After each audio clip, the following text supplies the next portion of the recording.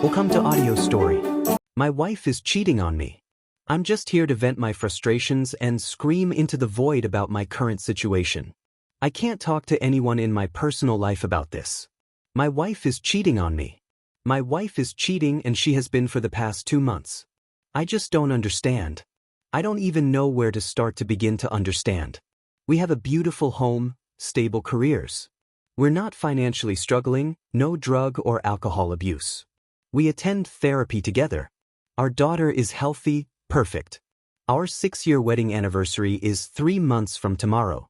We've been together 11 years.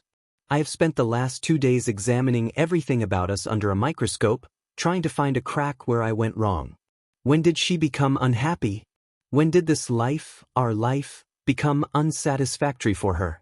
For her to step outside of our marriage with some random guy she met on Facebook? For her to throw away our family? I just don't understand. I found out on Monday completely by chance.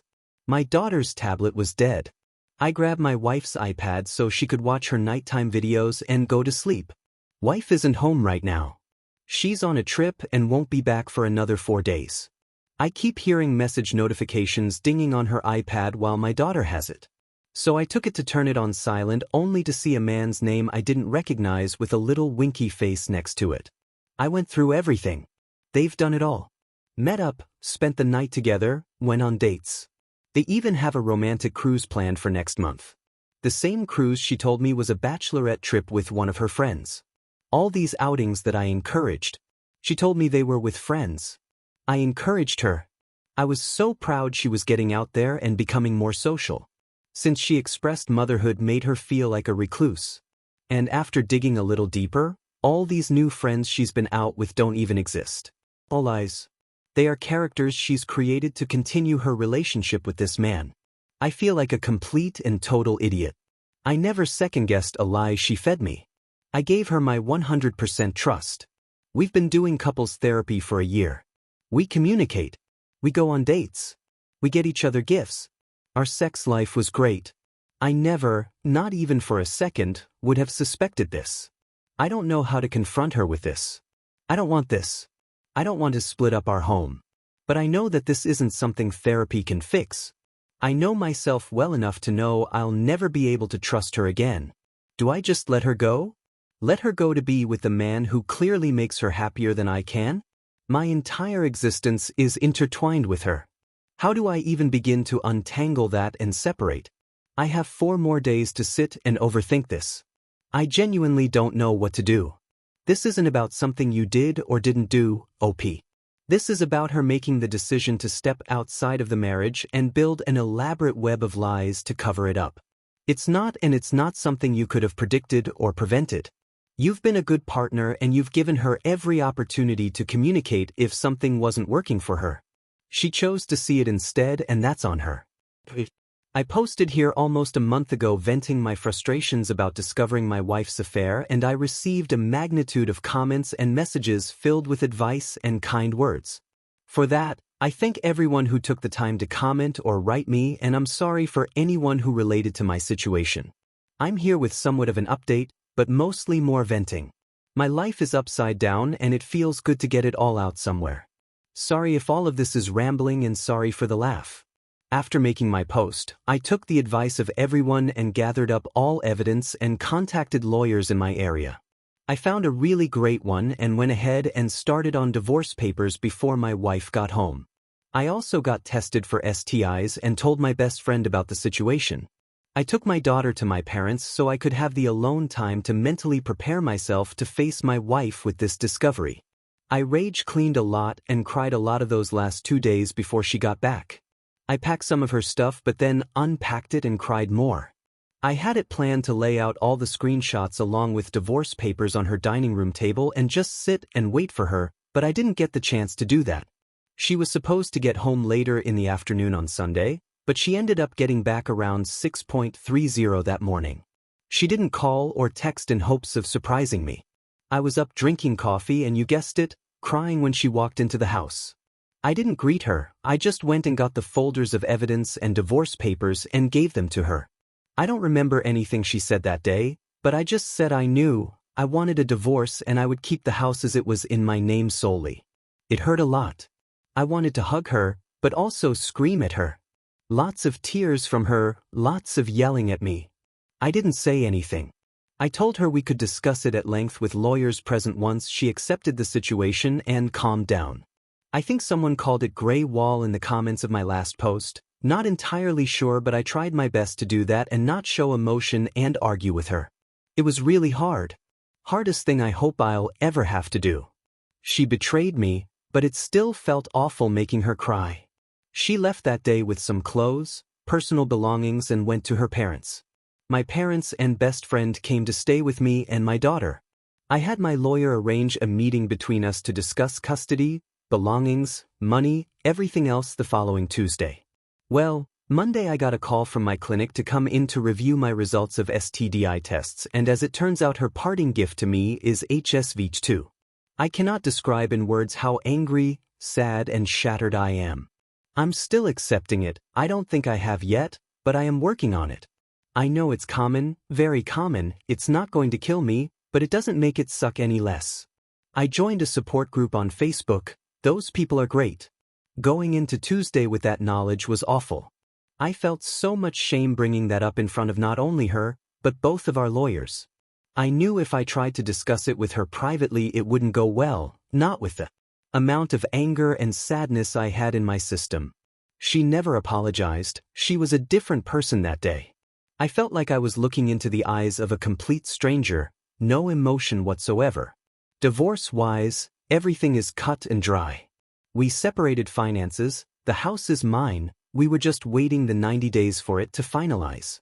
There were no objections on her end but one: she wants to terminate her parental rights over our daughter. I say once, she is terminating rights, at least trying to. She doesn't want her anymore. Our daughter, our baby, I was effing blindsided. I am still blindsided. My daughter is one, but she loves her mama. Mama was her first word. She is one. It's been 3 weeks and the pain I have felt, the pain for my daughter, for my family, has been indescribable. I don't know who she is anymore. I don't know what changed or when it changed, but it terrifies me. I feel like my entire life was pulled out from under me. I haven't talked to her, per lawyer's advice, in my own fear of what I would say. She hasn't seen our daughter. She told me that day she didn't want to. She didn't want any pictures from her home, any memories, just her clothes and electronics. I don't understand any of it. I don't think I ever will. We have to go to court for her petition to terminate rights, and I don't want to look at her. I just can't accept this as reality right now, not after everything.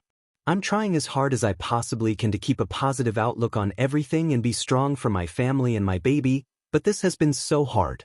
I hope a year from now I can look back and say, I survived that, but right now it feels impossible to see even next week. I'm not suicidal, so don't take it as that.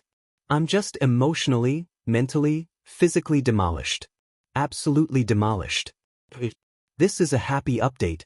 Hi there, for anyone who has messaged me with the loads of comments I have received regarding my past venting on this account, apologies first off. I genuinely kind of forgot I had it.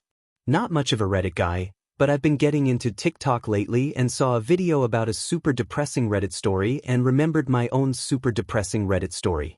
It's been around 8-ish months since I posted here about my upside down situation, and a lot of people messaged me in that time wanting to know how I was and what unfolded, and I really appreciate your strangers for all the kind of messages. It genuinely means a lot, and I'm sorry I haven't replied or anything. My life has been such a whirlwind these past few months. It's hard to believe that was that long ago. To sum up this ad stuff, first off, my divorce was finalized without any hiccups or holdups. I'm still in the works of trying to sell our old house, but in the meantime we moved to a new state. My ex is still in the process of petitioning for termination of parental rights. I've only seen her 3 times since moving, and it has been to fly out for court. I was granted temporary full custody in the process, per her request and suggestion, and she was not mandated any visitation and has denied any offer of it. She has not seen my daughter in 7 months. She's requested not to. I don't know what else she's been up to, or if she's still with her boyfriend or not. Since the divorce, it has been in best interest of my mental health to keep the contact as minimal as possible, and she has done the same. I have offered many chances for her to visit with my daughter, whether it be video call or flying out, and before we moved I asked weekly, but it was always a no. Her parents still video call with my daughter, and we're hoping they can fly out over the summer and spend some time with her. They've been cut off by my ex as well. I'm not sure what changed, but I can't change it back, and I am accepting it mostly. I wish her well in all future endeavors. Now for the happy stuff that has happened. Firstly, I'm a proud Arizonan now. Never saw myself moving here, but we have loved it so far. My parents packed up and came with us, and I don't think I've ever seen them so happy. My daughter is doing amazing. She will be 2 years old in July, and she is the smartest, funniest toddler I've ever met. She knows her ABCs, can count to 20 without help, loves animals and bugs especially. She thinks farts and a cow mooing are the definition of comedy, and she doesn't know, but she has been my biggest motivator to heal from this whole ordeal and be my best self. Like, I genuinely don't know how I helped make such an awesome kid. The more her personality grows, the more in awe I am of just how cool she is. I could talk for days about her, so I'll cap it here before this ends up being a Harry Potter-length post. As for myself, I'm in therapy and have been throughout these 8 months, and I'm in a much better headspace. I'm working on getting back on top of my health as I did put on about 30 stress pounds. I'll get there eventually, but I'm not sweating it too much. I have not dated or tried to. I don't think I will anytime soon. I've adjusted to being a single parent pretty okay for the most part. I credit that to my friends and family more than anything because they've been a huge support system throughout this. There are still really hard moments that have happened, and I know there are more to come, but I will roll with it just as I have this and hope to come out on top.